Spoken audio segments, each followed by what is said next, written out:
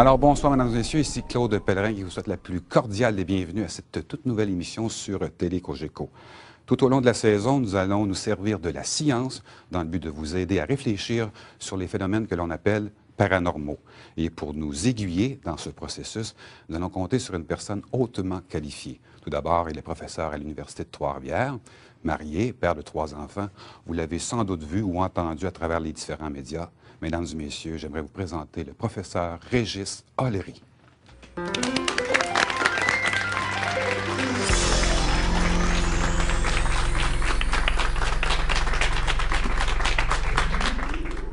Bonsoir, professeur. Bonsoir, Monsieur Pellerin.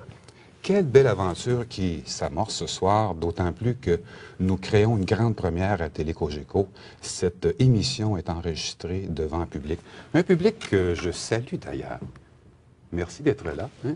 Alors, professeur, dans le but de poursuivre sur le lien à mon introduction, je pense qu'il est important de parler aux gens et de surtout citer aux gens que nous ne sommes pas ici pour leur apporter des réponses. Non, évidemment, on donnera de réponse à rien. Simplement, on va construire un certain nombre de raisonnements ou d'hypothèses qui nous permettraient soit d'accepter certains faits, soit de réfuter certains autres. Et le deuxième point important, on ne veut ni convaincre ni dissuader personne. La croyance en quoi que ce soit est un droit. Donc, contrairement à un certain nombre de scientifiques qui veulent faire table rase de toutes les hypothèses, on va respecter ce que chacun pense, évidemment. Ça risque d'être très intéressant.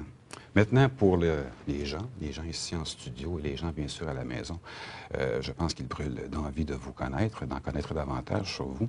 Tracez-moi quelques lignes rapidement de votre bio et par la suite, me dire également qu'est-ce qui vous a amené à vous intéresser à ce sujet. Au point de vue biographique, pour faire court avec une histoire qui est déjà longue, je suis né en France, j'ai fait médecine en France.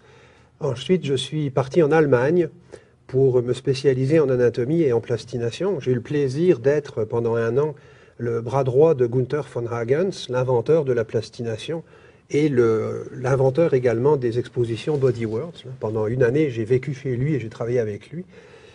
Et depuis 1993, je suis donc professeur à l'Université du Québec à Trois-Rivières, professeur d'anatomie humaine. Donc ça n'a a priori rien à voir avec ce dont on va parler ces quelques soirées. Pourquoi est-ce que les sujets m'intéressent? Parce que je constate qu'ils ont un impact majeur sur la collectivité. Et pour moi, c'est suffisant pour y prêter une oreille attentive. Merci beaucoup. Comme vous pouvez le constater, ça va être très intéressant. Je vais vous citer quelques exemples d'émissions que nous allons bien sûr traiter, mesdames et messieurs. Sorcellerie et envoûtement, hantise et poltergeist, guérison dite miraculeuse, les voyages dans le temps. Et ce soir, nous allons traiter de l'emprise du paranormal sur la société. On écoute les gens, leurs commentaires sur le sujet. Croyez-vous que le paranormal a une influence sur la société? Oui, beaucoup. Moi, je trouve que quand même, il y a pas mal de gens de plus en plus qui croient à ça. Puis ma grand-mère, elle croit pas mal à ça. Donc, elle m'a beaucoup influencé aussi. Je crois beaucoup aux astres un peu. Selon les dispositions des planètes, je pense que ça influence la société.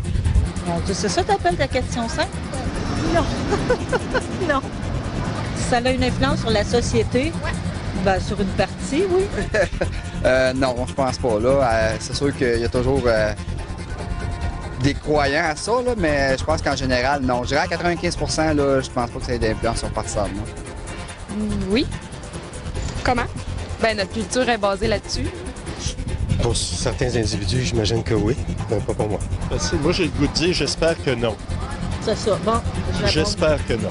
C'est probablement sûr qu'il y a des gens qui commencent leur journée avec l'astrologie dans le journal le matin pour avoir, ne serait-ce qu'avoir une idée de ce qui va arriver dans la journée. Mais moi, personnellement, j'aime mieux la lire le lendemain pour savoir ce que j'ai manqué finalement.